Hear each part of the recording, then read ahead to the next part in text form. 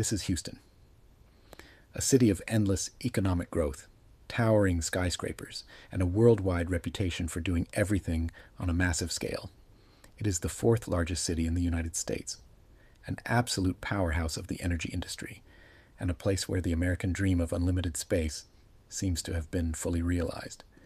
But when you zoom out and look at the actual fabric of the city, something feels incredibly wrong. While much of urban America is currently trying to find a delicate balance between transit, walkability, and green spaces, Houston feels like the exact opposite. Instead of a city built for people, it is a sprawling 600 square mile metropolis engineered almost entirely for cars. Instead of distinct, walkable neighborhoods connected by reliable public transit, it is an endless, fragmented puzzle of concrete strip malls, massive parking lots, and terrifying highway interchanges. And unlike other major cities that eventually realized you simply cannot pave your way out of traffic congestion, Houston doubled down.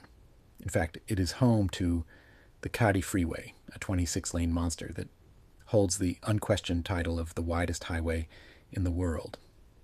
It is a striking monument to a unique, almost obsessive history of prioritizing asphalt over human scale.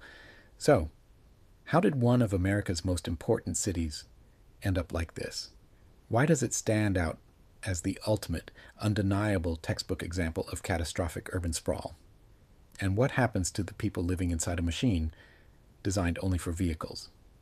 To understand why Houston looks and functions the way it does, we have to start with its most unusual and highly controversial legal quirk. Unlike almost every other major American city, Houston was engineered without a safety net. It is globally famous in urban planning circles for being the only major U.S. city with no formal citywide zoning laws. To put this in perspective, in a city like Chicago, New York, or Philadelphia, the local government dictates exactly what can be built and where. Industrial zones containing factories and chemical plants are strictly separated from residential blocks. Commercial corridors and retail districts are neatly defined. This is basic urban planning, but in Houston the landscape was driven by a completely free market approach. While there are some private deed restrictions, the absolute lack of traditional zoning created a chaotic, unpredictable, and often dangerous urban blueprint. In Houston, it is entirely possible, and quite common, to find a towering high-rise office building next to a single-family home, or worse, a hazardous industrial facility operating right across the street from a public school. Because the city was not constrained by strict zoning regulations that encourage centralized density, real estate developers naturally chose the path of least resistance. They built outward rather than upward. They continuously bought cheap land on the edges of the city, expanding the metro area into an endless sea of low-density suburbs. This extreme, fragmented horizontal growth made cohesive, citywide public transit planning almost mathematically impossible. You cannot build an effective subway or light rail system when your population is spread so thin across hundreds of square miles. Neighborhoods, shopping centers, and massive office parks developed in total isolation, completely disconnected from one another. This brings us to a critical turning point in the city's history. Without viable public transit and with daily destinations spread miles apart across an unzoned landscape, there was only one possible way to connect the people of Houston: massive, high-speed highways. One of the most crucial aspects that makes Houston such a unique and deeply flawed city is its absolute obsession with traffic engineering. There are many severely car-centric cities in the U.S. Los Angeles, Atlanta, and Phoenix all suffer from similar issues. However, when faced with paralyzing gridlock, most modern cities begin looking for alternative solutions, like investing in rail networks or redesigning streets. In Houston, the steep traffic numbers were seen as a direct invitation to pour more concrete. The engineering solution was always radical and ultimately a massive failure. The greatest symbol of this failure is the expansion of the Katy Freeway, also known as Interstate 10. By the early 2000s, the traffic connecting the western suburbs to downtown had become unbearable. So in 2008, the state of Texas embarked on a staggering $2.8 billion mega project to widen the highway. Engineers systematically acquired land and demolished surrounding structures to expand the Katy Freeway to an unbelievable 26 lanes at its widest point. The political promise to the public was simple: more lanes equal less traffic. But this is exactly where Houston became the ultimate victim of a concept known as induced demand. Induced demand is a fundamental proven concept in urban economics and transportation planning. It states that increasing the supply of something, like highway lanes, makes it temporarily cheaper and easier to use. This perceived ease immediately creates more demand.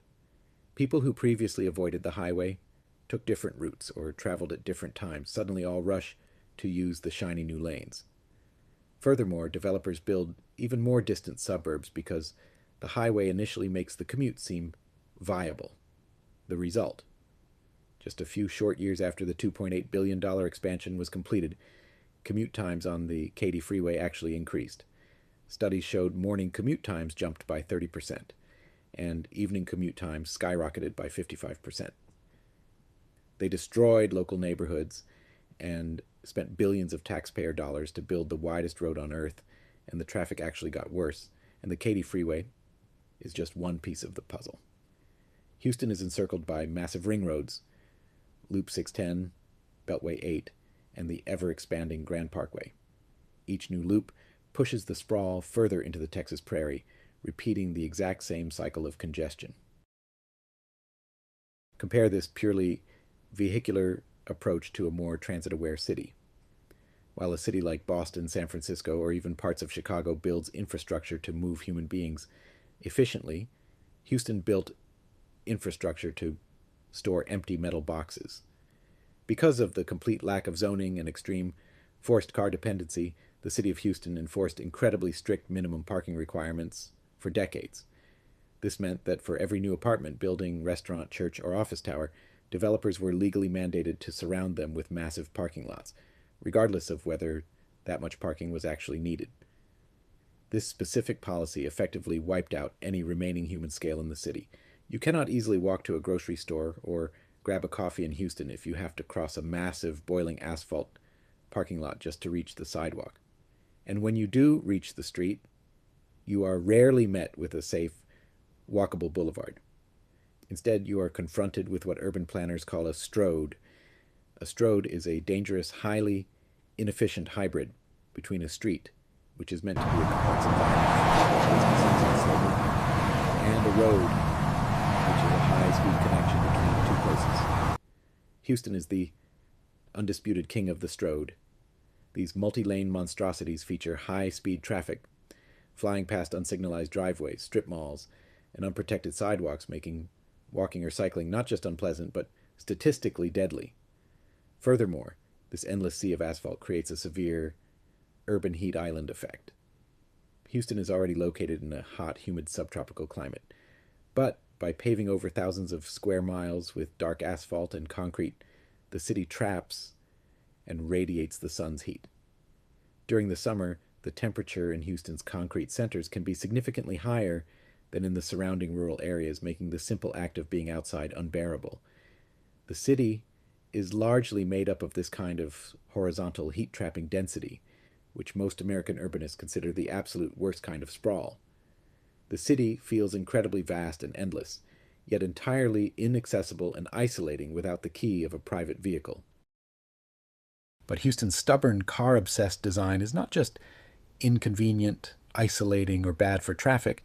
It has become physically dangerous and environmentally catastrophic. The urban footprint of the greater Houston area increased by an astonishing 63% between 1997 and 2017. To accommodate this explosive sprawl, developers paved over roughly 1,000 square kilometers of natural wetlands, coastal prairies, and absorbent soils with impenetrable concrete and asphalt. Historically, these natural wetlands were the city's primary defense against the heavy torrential rains that frequently hit the Gulf Coast. They acted like giant sponges, soaking up millions of gallons of water. By aggressively paving over its own natural landscape to build more mega-highways, stroads, and endless parking lots, Houston created a city of impervious surfaces. Water cannot sink into concrete. So, when massive storm systems arrive, the water literally has nowhere to go. The catastrophic consequences of this design were fully realized in 2017. During Hurricane Harvey, the storm dropped over 50 inches of rain on the region. Because the concrete blocked the soil from absorbing the water, the city's bayous overflowed, and the multi-billion-dollar highways were instantly transformed into massive flowing rivers. Thousands of homes were destroyed, and the economic damage was estimated at over $125 billion. While climate change makes these storms more intense, it was Houston's urban design that guaranteed the water would destroy the city. All of this shows exactly why Houston feels so radically different from almost every other city in the United States. Its completely unregulated expansion, its obsessive and failed highway engineering, the endless cycle of induced demand, and its catastrophic flooding issues all work together to create a landscape that is no longer just a city.